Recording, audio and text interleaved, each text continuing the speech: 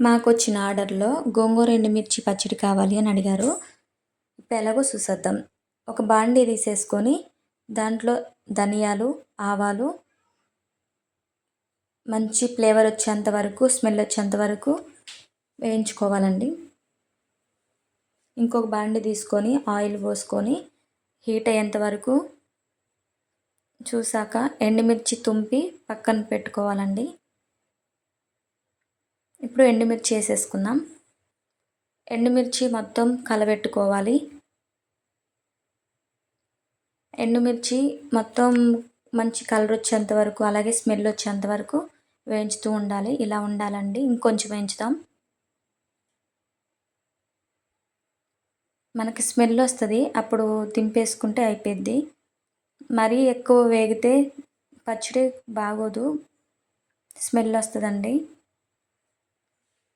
అలాగే మనం ముందుగా కడిగి పెట్టుకున్న గోంగూర కొద్దిగా చల్లారాక ఫ్యాన్ కిందన్నా కొంచెం ఎండకన్నా పెట్టుకొని పక్కన పెట్టుకుందాం. ఇప్పుడు ఒక బాండీ తీసుకొని దాంట్లో ఆయిల్ పోసుకొని గోంగూర వేయించుకోవాలండి.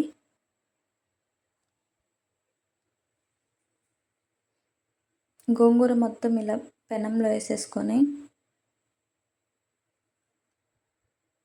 దాన్ని కలబెడుతూ ఉండాలి.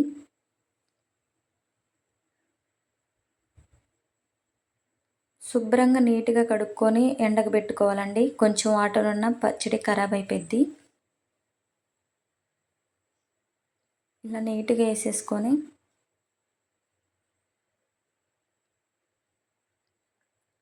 ఒక బాండీ పెట్టేసుకొని ఆయిల్ పోసుకొని ఇలా వేయించుకోవాలండి గోంగూరని. మంచి స్మెల్ రావాలి. అలాగే మరీ నల్లగా వేయించకూడదు. ఇంకొక బాండీ పెట్టేసుకొని ఆయిల్ పోసుకొని అందులో వేడయ్యాక వెల్లుల్లి రెబ్బలు కచ్చా పచ్చా దంచేసుకొని వేసుకోవాలి. అలాగే కొన్ని వెల్లుల్లి రెబ్బలు వేసుకోవాలండి.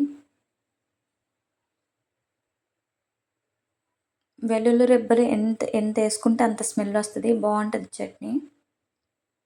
అలాగే కొన్ని ఆవాలు, ఇవి వేడయ్యాక కొంచెం మెంతులు, మంచి ఫ్లేవర్ వచ్చేంత వరకు వేయించుకోవాలి వెల్లుల్లి రెబ్బల్ని.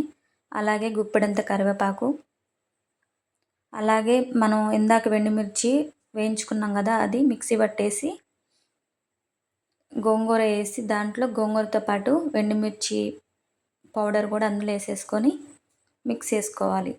అలాగే మనం ఇందాక పక్కన పెట్టుకున్నాం కదా అన్ని ఆయిల్లో వెల్లుల్లి రెబ్బలు అది మొత్తం పోసుకొని కలబెట్టుకోవాలి.